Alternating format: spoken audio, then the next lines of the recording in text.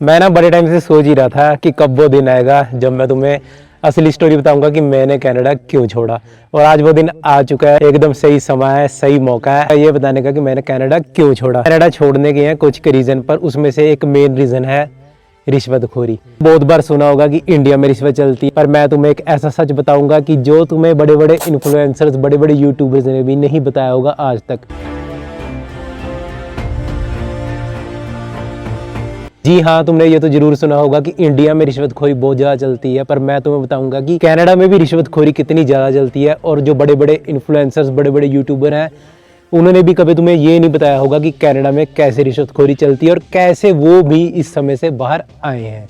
और उन कुछ इन्फ्लुएंसर्स में से आते हैं भाई आपके सबसे बड़े और सबसे चहीते यूट्यूबर, जो कि इस दौर में से निकले और उन्होंने आज तक कभी ये सच बताया ही नहीं कि इस दौर का असली सच क्या है। और उन्होंने आज तक अपने फैंस, फॉलोअर्स और सब्सक्राइबर्स को सच बताया ही नहीं। तो मैं तुम्हें रिवील करता हूँ कि कैसे कनाडा में चलती है रिश्वतखोरी। और ये मैं बात करूंगा स्पेशली ट्रैकिंग के दीवानों की। जो बंदे कनाडा के करना चाहते हैं ना ट्रैकिंग स्पेशली, वो ये बात जरूर सुन लेना। जितने भी बड़े बड़े इन्फ्लुएंसर्स हैं जो तुम्हें ट्रैकिंग एज एंटरटेनमेंट दिखाते हैं, पर तुम्हें कभी सच बताते ही नहीं। पहले तो ये बड़ी बड़ी कंपनीज तुमसे पैसे मांगेगी तुम्हारा वर्क परमिट एक्सटेंड कराने के नाम पे। ऐसे मैक्सिमम कंपनीज हैं ट्रैकिंग कंपनीज, और मुझे ये बोलते भी बहुत ज़्यादा शर्म आ रही है कि इनमें से 80% लोग अपने पंजाब के हैं। सबसे पहले तो तुमसे मांगे जाएंगे 25 से 30 हज़ार डॉलर। और ये कोई 25 से 30 हज़ार डॉलर गवर्नमेंट फीस नहीं है, ये होती है सीधा सीधा रिश्वत, जो कि तुम्हें बोला जाएगा एज अ फीस के नाम पे। 25 से 30 हज़ार डॉलर इंडिया के बन जाते हैं भाई 18 से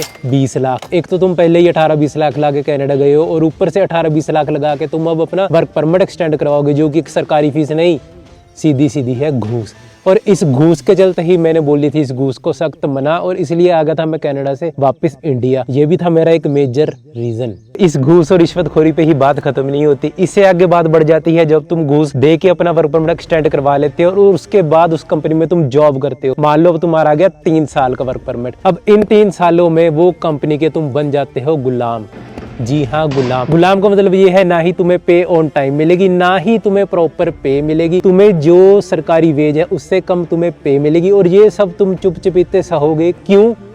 क्योंकि उस कंपनी के हाथ में है तुम्हारी डोर। ना ही तुम्हें मिलेगा कोई वीकली ऑफ, ना ही तुम्हें मिलेगी कोई सिक लीव, ऐसा तुम्हें कुछ भी नहीं मिलेगा। तुम्हें स्ट्रेट अवे काम पे आना ही पड़ेगा, और अगर तुम ना बोलोगे तो ये कंपनी तुम्हें घर पे बिठा देंगी और तुम्हारी ऊपर से ये पे भी मार लेती हैं, और ऊपर से तुम्हें जॉब से निकाल लेंगे, थ्रेट भी मिलेंगे। ये मैं तुम्हारे साथ कोई 2001 की बात नहीं कर रहा, मैं तुम्हारे साथ बात कर रहा हूँ 2026 की। और आज की डेट में भी ये सब चल रहा है, सिर्फ हजारों लोगों के साथ नहीं, लाखों ही लोगों के साथ। लाखों ही अपने बंदे जो कि इंडिया से और अलग अलग देशों से गए हुए हैं, आज की डेट में भी कनाडा बैठकर रो रहे हैं, पछता रहे हैं, क्योंकि अब वो उस ट्रैप में फंस चुके हैं जिस ट्रैप से मैं निकल के बाहर आ चुका हूँ। कनाडा जाकर ट्रैकिंग करने का तो सभी का सपना है, पर किसी ने तुम्हें ये सच बताया ही नहीं कि हकीकत असली में क्या होता है। एक बार तो तुम यहाँ से चले जाओगे, अगर उतने टाइम में तुम PR नहीं होते तो तुम्हें अपना वर्क परमिट करवाना पड़ता है एक्सटेंड, और एक्सटेंड करवाने के नाम पे होती है तुम्हारी हैरेसमेंट। ट्रैकिंग बहुत बढ़िया जॉब है अगर तुम सिर्फ कर रहे हो गोरे बंदों के अंडर। अगर तुम कर रहे हो अपने इंडियंस या फिर किसी और कम्युनिटी के अंडर, तो तुम्हारे साथ 100 में से 80% चांस है कि धक्का होगा ही होगा। और कहानी यहीं पर ही नहीं खत्म होती। अगर तुम मना करोगे तो तुम्हें बोल दिया जाएगा स्ट्रेट अवे जाओ तुम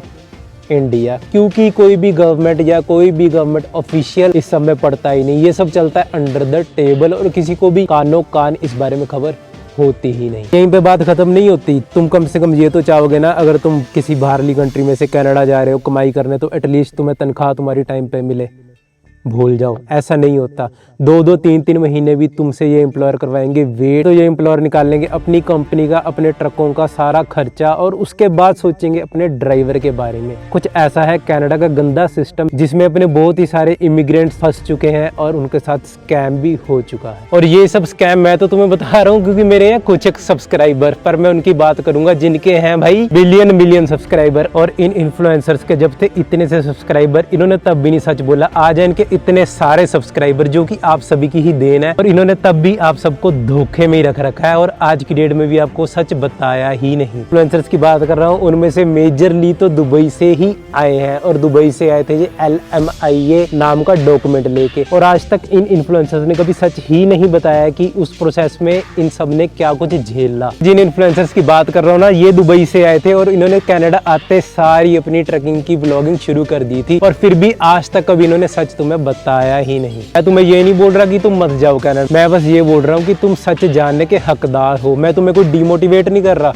मैं तुम्हें सिर्फ ये बताना चाहता हूँ कि तुम्हें कनाडा जाने से पहले इन सब चीजों के बारे में भी पता होना चाहिए। और दूसरी बात, तुमने जिनको इन्फ्लुएंसर्स बना रखा है ना, कम से कम तुम उनसे सवाल कर सकते हो कि तुम्हें आज तक उन्होंने ये सच क्यों नहीं बताया। मैं ऐसे बड़े बड़े इन्फ्लुएंसर्स को देख के कनाडा जैसे बड़े देश में जाने का स्टेप उठा लेते हैं, तब हमारे भी सपने ऐसे ही ढेर हो जाते हैं, बिल्कुल इस मलबे की तरह। क्योंकि बड़े बड़े इन्फ्लुएंसर्स भी बस तुम्हें ना पॉजिटिव चीजें दिखाएंगे ताकि उनका चैनल ग्रो करता रहे और तुम्हें सिर्फ एंटरटेनमेंट प्रोवाइड करेंगे। आपका एंटरटेनमेंट होता रहे और आप कभी रियलिटी में आओ ही ना। और इसी के चलते ही मैंने सोचा था इस सोशल मीडिया प्लेटफॉर्म पे आने का। स्टार्टिंग मैंने करी थी ट्रैकिंग व्लॉग्स में, पर मैं भी इस स्कैम में फंस रखा था कि मैं बोल ही नहीं पा रहा था। पर आज की डेट में मैं फ्री हूँ और मैं आजाद हूँ और मैं अपनी आवाज उठा सकता हूँ, खुल के मैं बोल सकता हूँ, और आपको रियलिटी दिखाना मेरा फर्ज है और मैं आपको दिखाता ही रहूंगा। माना कि आज मेरे इतने से सब्सक्राइबर हैं, पर मैं एटलीस्ट आज की डेट में सच बोल रहा हूँ। क्या तुम्हें इस फील्ड में स्कैम करने वाले मिलेंगे? धार्मिक बंदे जो अपने आप को भगवान के बहुत ज्यादा करीब मानते हैं। ऐसे बंदे गुरुद्वारे में लंगर लगाने के लिए तो कोई कमी नहीं छोड़ते। हाँ, किसी माँ के बेटे का अगर हक मारना हो तो उसमें ये सबसे आगे रहते हैं। की बात नहीं कर रहा, पर 100 में से कुछ % ऐसे बंदे हैं ही हैं। और आज मैं इतना ज्यादा प्रेशराइज हो गया कि मुझे आपके सामने आकर ये सारी चीजें बोलनी ही पड़ी, क्योंकि ये जो स्कैम है कोई आज का नहीं चल रहा, पिछले कुछ सालों का चल ही रहा है और आज तक इसके बारे में कोई खुल के बोला ही नहीं। मैं भी चाहता तो नहीं बोलता है ना, मैं भी चुप रह जाता, मेरा भी क्या ही जा रहा था। अब तो मैं इंडिया भी आ गया, मैं क्या ही कर लूंगा। पर मैंने सोचा कि जैसे स्कैम मेरे साथ हुआ है ये किसी और के साथ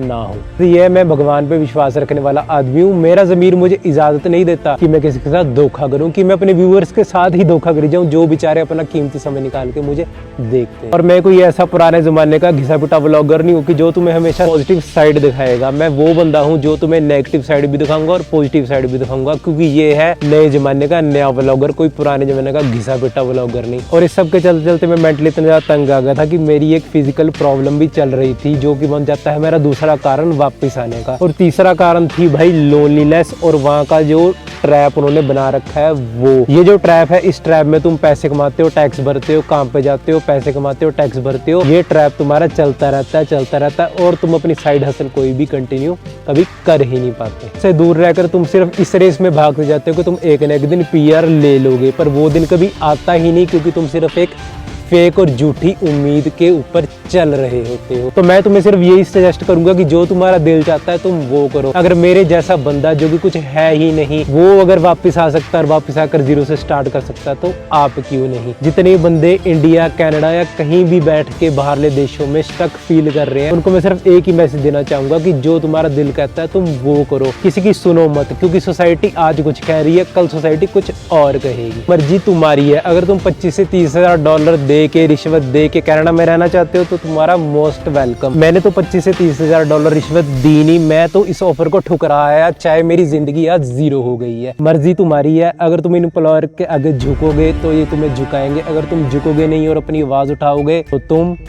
बच जाओगे। बताऊं, मुझे तो पैसे भी 3 साल इतने कम मिलते रहे, मैं फिर भी इसी उम्मीद में काम करता रहा कि एकदम मेरी PR हो जाएगी। चल ये बात फिर रहने देते, पता नहीं। तो मैं तुमसे ये बात करना चाहता था कि देखो मैं तो जा रहा हूँ, ठीक है। मेरी जिंदगी आज की डेट में जैसी भी चल रही है, जैसी नहीं, मैं हालातों से लड़ रहा हूँ और लड़ता रहूंगा आखिरी दम तक। मुझे नहीं पता आने वाले टाइम में मेरे साथ क्या होगा क्या नहीं, है ना, मेरा अगला स्टेप क्या होगा क्या नहीं, पर मैं चाहता था कम से कम मैं अपने व्यूअर्स के साथ क्लियर कर सकूं कि हाँ भाई मैंने कनाडा क्यों छोड़ा, क्योंकि भाई मैंने रिश्वत नहीं दी। मैं श्रेआम खुलेआम ये बात बोलता हूँ कि मैंने नहीं दी और ना ही मैं कभी दूंगा। और जो बंदे मेरी ये वीडियो देख रहे हैं, आप सभी को मैं दिल से थैंक यू बोलता हूँ कि आप सभी ने मुझे आज तक इतना ज्यादा प्यार दिया। मुझे उम्मीद है कि आप मुझे आगे भी ऐसे ही प्यार देते रहोगे। चैनल को लाइक कर दो, शेयर कर दो, सब्सक्राइब कर दो। ऐसे ही मैं तुम्हारे आगे रियलिटी जो है ना पेश करता रहूंगा रोज के रोज। टिल देन सभी जागरूक बनो, ऐसे ही सभी को इन्फ्लुएंसर या यूट्यूबर मत बना दिया करो, थोड़ा दिमाग से काम लिया करो। और हाँ, दूसरी बात, हमेशा एंटरटेनमेंट ही मत ढूंढा करो, तुम भी थोड़ा जागरूक बनो, थोड़ी नॉलेज गेन करो। मिलता हूँ तुम्हें अगली वीडियो में। मुझे नहीं पता मेरा अगला स्टेप क्या होगा, जो भी होगा तुम्हारे सामने होगा। Bye bye.